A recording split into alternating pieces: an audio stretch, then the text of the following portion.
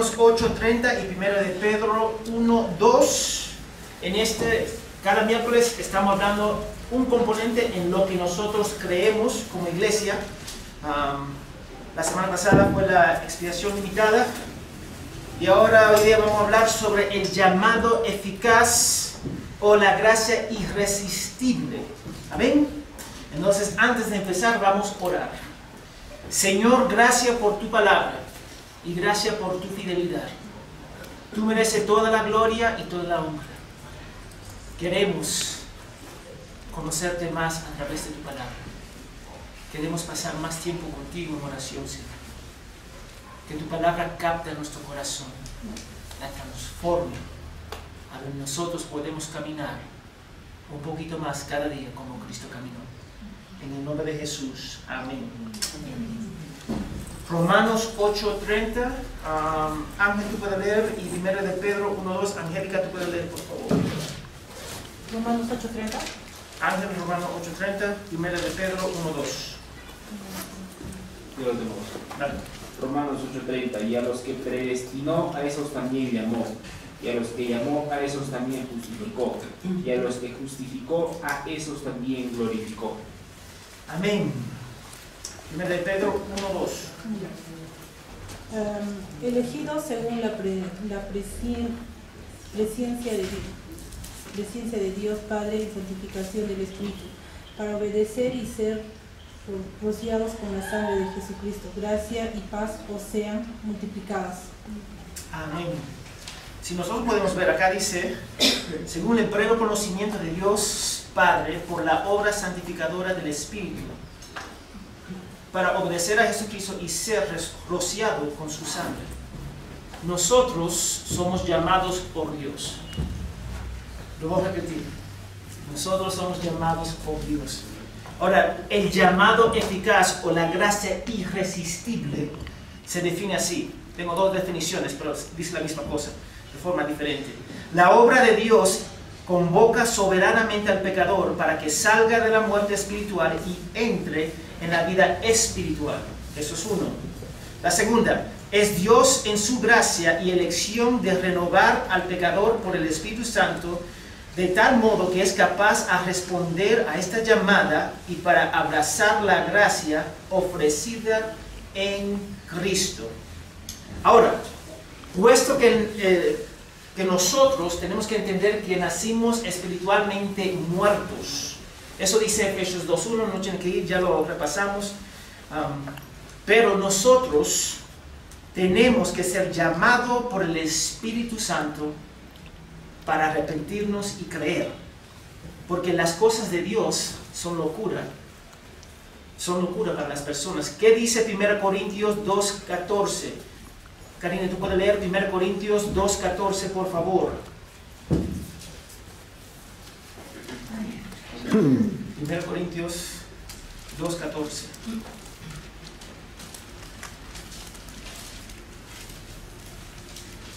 Primero de Corintios 2:14. 2:14. Pero el hombre natural no acepta las cosas del Espíritu de Dios, porque para él son necedad y no las puede entender, porque se disciernen espiritualmente. Amén. Nosotros nacemos espiritualmente buenos. ¿Cuántos de nosotros nacemos, vamos a decir, excelente y buenos? ¿Cuántos de nosotros somos buenos de nacimiento? Nadie. Dios tiene que obrar en nosotros a través de la regeneración o la salvación para que podamos arrepentirnos y creer en Jesús como nuestro Salvador. Es la obra de Él obrando en nosotros. La gracia irresistible no es la llamada universal de Dios al mundo. El Evangelio se ofrece a toda persona. Sí, nosotros predicamos el Evangelio a todos. Pero es la llamada particular a los elegidos. ¿Tú ves la diferencia? Nosotros ofrecemos el Evangelio a todos, pero Dios llama específicamente a sus elegidos. Está vinculado con la depravación total. Ahora, eso no significa que la llamada universal del Evangelio no puede ser resistida. El llamado universal Vamos a Hechos 7:51. Hermana Gaby, ¿tú puedes leer? Hechos 7:51.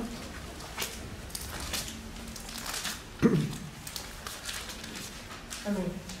Hechos 7:51. Vosotros que sois duros de cerviz e incircuncisos de corazón y de oído, resistís siempre al Espíritu Santo, como hicieron vuestros padres, así también hacéis vosotros. Amén. El llamado universal se puede ser resistido. Cuando decimos gracia irresistible, significa que siempre, cuando Dios quiere y según su placer, vence la resistencia de las personas hacia Él para salvarlos. Tú sabes, a mucha gente no le gusta esta doctrina. ¿Tú sabes por qué no le gusta? Porque dicen, no, quítame mi libre albedrío de escoger a Dios. Pero nosotros tenemos que entender que nosotros estamos espiritualmente muertos. Nadie busca a Dios, dice la palabra de Dios. Absolutamente nadie. Las cosas de Dios para nosotros son inútiles. Si Dios no obra en nuestro corazón, no vamos a ser salvos. Y yo sé que eso es difícil, porque nosotros quitan nuestra opción de elección. Yo tengo que elegir, pero Dios no puede elegir. Ahora, eso significa tres cosas importantes. Nuestra salvación se produce por amor de Dios. Nosotros lo amamos porque Él nos amó, ¿qué? Primero. Dos, la salvación es la obra exclusiva de Dios, monergística. Él solamente lo hace. Yo no estoy involucrado en el asunto. Y eso es algo difícil de nosotros aceptar y muchas personas no les gustan eso. Y tres, el costo fue inmenso. ¿Cuál fue el precio para rescatarnos? ¿Qué? Su vida, la sangre de Cristo, la muerte de Cristo. Yo te voy a dar dos ejemplos del llamado eficaz. Génesis 12, 1 al 4. Génesis 12, 1 al 4. Mira lo que dice. Génesis 12, 1 al 4. Y el Señor dijo a Abraham, vete de tu tierra, de entre tus parientes y de la casa de tu padre, y a la tierra que yo te mostraré. Hará de ti una nación grande y te bendeciré. Engrandeceré tu nombre y serás bendecido. Y serás bendición. Bendeciré a los que te bendigan y al que te maldiga, maldiciré.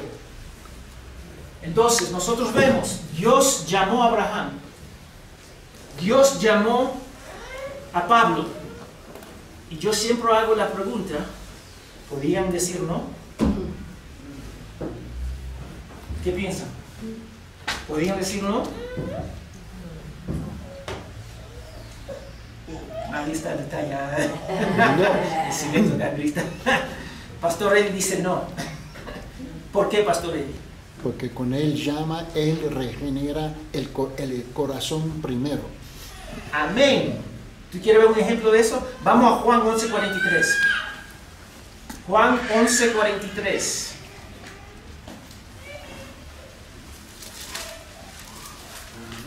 Amén. Esto es Jesús resucitando a Lázaro. Amén. Ángel, tú puedes leer, por favor.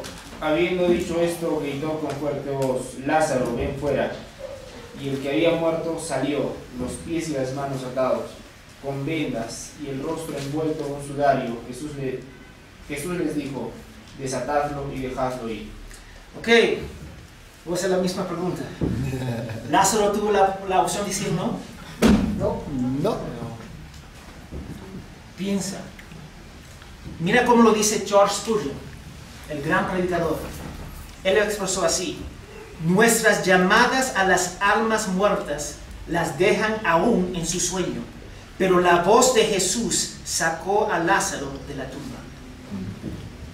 No podemos detener el llamado eficaz, la gracia irresistible. Cuando Dios llama, llama.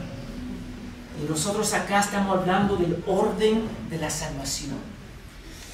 Y yo sé que aún eso, muchos no conocen el orden de la salvación, pero vamos a repasar el orden de la salvación para que nosotros podamos ver cómo Dios obra, según lo que nosotros vemos en la palabra, como vemos en la palabra de Dios. Entonces la primera cosa es la elección.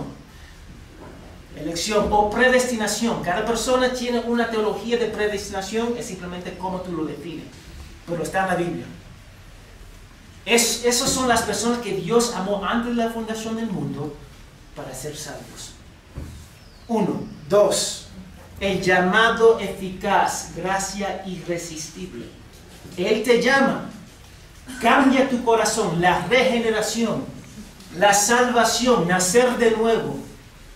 Entonces la elección primero, el llamado eficaz segundo, gracia irresistible, y el tercero es conversión, arrepentimiento y fe.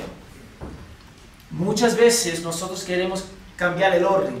Primeramente viene la conversión y después viene la regeneración.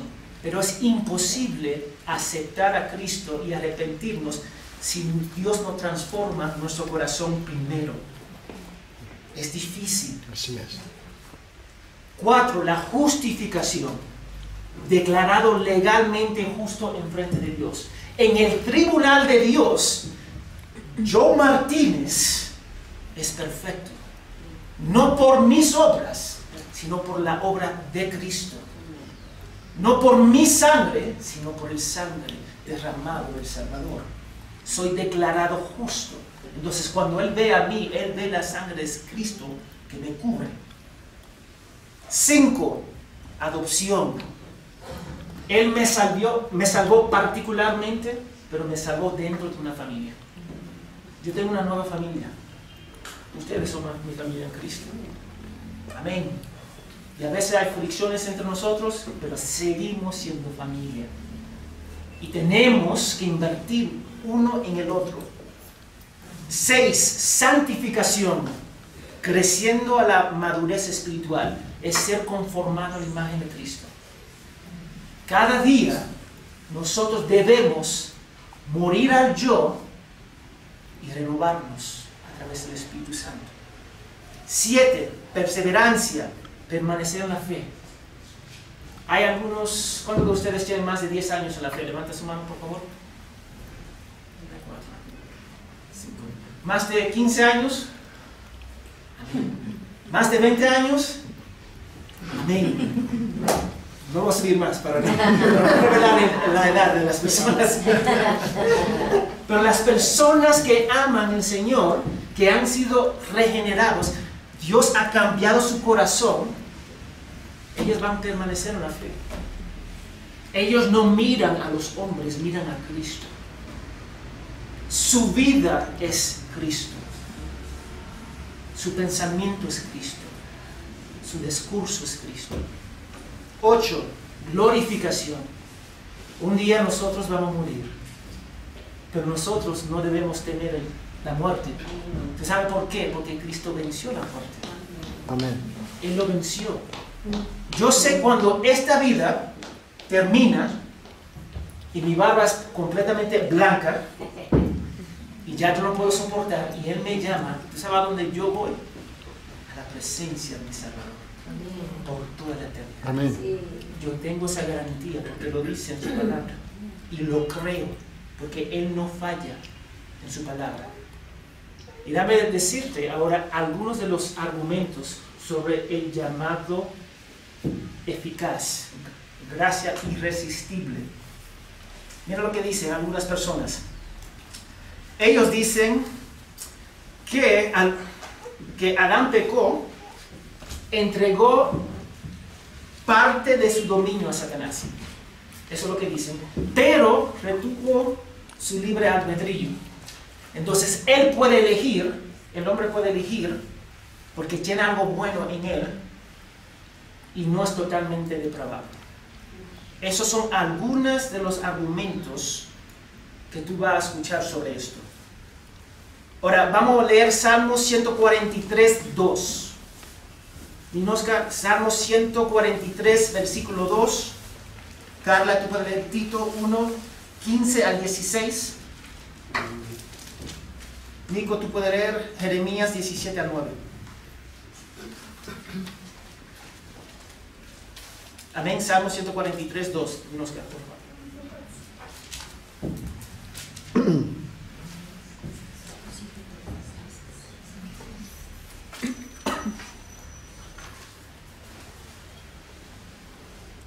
Ok, mientras tú buscas Tito 1, 15 al 16. Todas las cosas son puras para los puros, mas para los corrompidos e incrédulos nada les es puro, pues hasta su mente y su conciencia están corrompidas. Profesan conocer a Dios, pero con los hechos lo niegan, siendo abominables y rebeldes, reprobados en cuanto a toda buena obra. Amén. Mira lo que dice. Dice, sino que tanto su mente como su conciencia están corrompidas. Salmo 143, 2. Dinosca, por favor.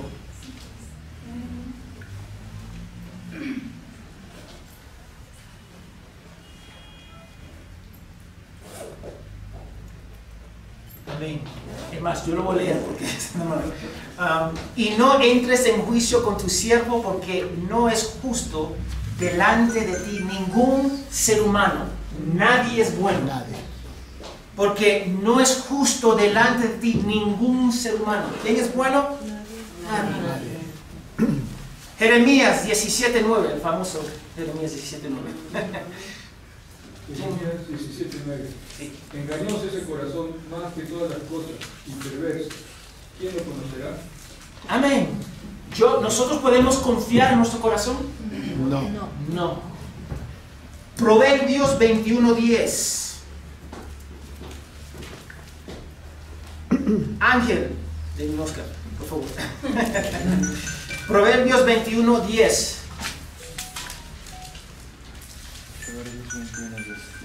Amén, paz. El alma del impío desea el mal, su prójimo no halla favor a sus ojos. El alma del malvado desea el mal. ¿Quién es el malvado? Todos nosotros. Ese es. Entonces el argumento que el hombre es bueno no es válido. Podemos verlo en el Nuevo Testamento y podemos verlo en el Antiguo Testamento. No es válido. Nadie es bueno. Romanos 3. Si quieren saber más, Romanos 3, del versículo 9 adelante, léelo. No somos buenos. La segunda, negamos el deseo de Dios de salvar a todas las personas. Vamos primero a Timoteo 2, 3 al 4. Ellos dicen que si nosotros creemos en la gracia, el llamado eficaz, negamos el deseo de Dios. Entonces, ¿qué dice primero Timoteo 2, 3 al 4? Frida, ¿tú puedes leer, por favor?